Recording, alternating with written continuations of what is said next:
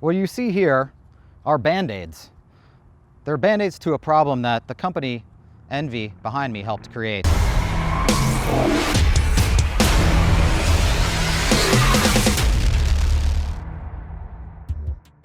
They're basically these cheap foam inserts that are designed to go inside of a tire to prevent pinch flatting. You see, M-Series rims are so stiff that a lot of people are just flatting tires all over the place.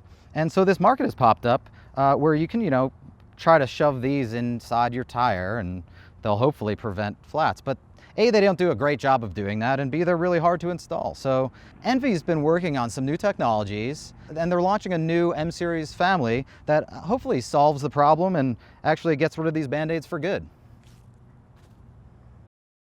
Every single Enve hoop is made right here in Ogden, Utah, at Enve's brand new manufacturing facility, which employs nearly 200 people. This is where frozen rolls of carbon sheeting are transformed into rims designed to take an ever-increasing level of abuse. Since moving into this spot, Enve has increased production by 40%, and they have the capacity to triple that if needed. But it's not just about increasing production. Efficiencies such as a giant walk-through freezer, which allows rolls of carbon to be loaded directly off the delivery truck into one side and accessed from the manufacturing floor on the other, reduces temperature fluctuations that can cause inconsistencies in the raw material, and cuts down on having to throw away expired rolls due to spending too much time out of the freezer. Examples of these kinds of efficiencies are found everywhere in the new building. And Enve has also stepped up its traceability game. By inputting the serial number of a rim, Enve can retrace every step of the rim's production, all the way back to who cut the carbon off which roll, who assembled what Enve calls the kit, which is all the pieces of carbon that will get laid up together to form the rim, who did the layup, which rack in which oven the rim went on, what temperature it was cooked at, for how long, and who did the final quality control. So if there's an issue with a rim or batch of rims, Enve has a whole lot of information to figure out what went wrong and where. Everything Enve has learned in the past decade of making carbon hoops has gone into its new manufacturing facility, all in an effort to build the world's most advanced carbon rims. Its new M-Series family is the materialization of these efforts. The journey has not been without struggle. While Enve has played a pivotal role in legitimizing carbon rims on mountain bikes, its first rims gained a bit of a reputation for, well, breaking. And while it's possible to break all rims, it's a lot tougher to swallow when that rim costs $1,000. To combat this, Enve introduced its first M-Series family of rims in 2014, claiming vastly improved impact strength. Jake Pantone, Enve's marketing and product manager, explains. So with the launch of the original M-Series, the problems we were trying to solve were durability with carbon wheels as well as tubeless setups. And the rims were stronger, but that introduced a whole new set of issues like tire destruction and ride quality. And let's be honest, people were still breaking rims. Let's say you just spent $2,800 on a new set of Enve wheels. You think you're hot shit, the coolest guy in town. Your bike looks extra sick, and it sure does accelerate well. But it turns out your wheels aren't any lighter than an aluminum set that costs half the price. They're so stiff that you had to go to the dentist for new fillings, and for some reason you keep pinch flatting tires. Pantone is more diplomatic in his explanation. So we achieved our goals with the original M-Series by addressing tubeless setup. So with a new hookless design, we were able to make rims that had a very reliable tubeless setup. We also created a structure that was very stiff, durable, really increased the durability in terms of impact and strength over the previous Enve carbon mountain wheels. And with those improvements in durability and stiffness, we have now created a new problem where we have started to see a lot more pinch flatting issues and brought sort of the wear sort of consumable part of the wheel system to the tire. And with the new M-Series, we really wanted to address that portion of the equation, these problems people are now having with tire durability because of how durable and stiff the carbon rims have gotten. So for its new M-Series, Enve set a lofty goal.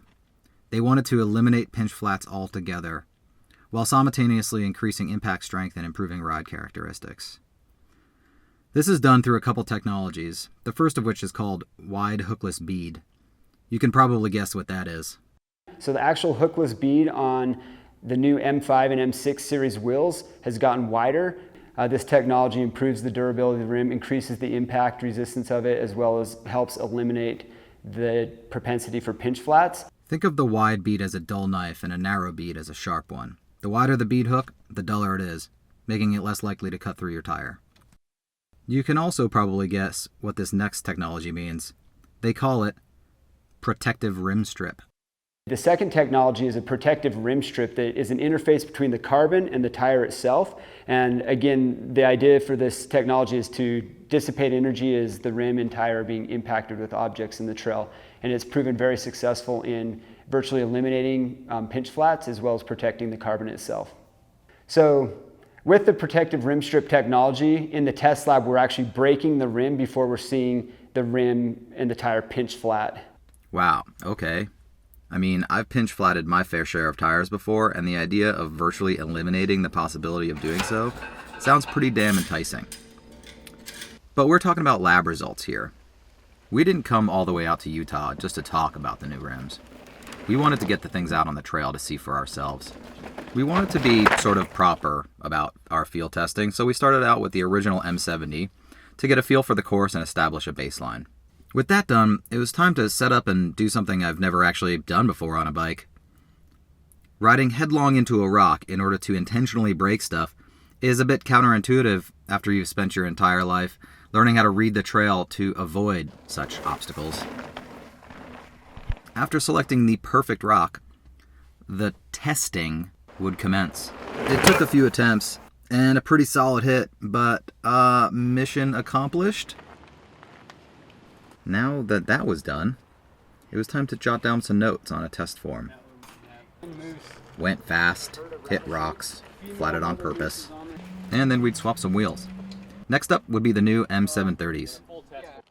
So, how do the M730s ride? Will they still knock your fillings loose? It depends on what you compare them to.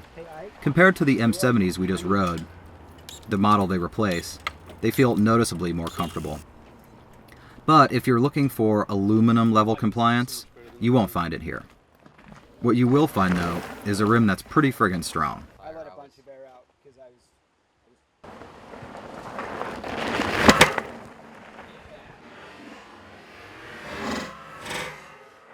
How did it not flat? That's impressive. 3 times. I hit that hard. I would have broken any other carbon rim, I feel like.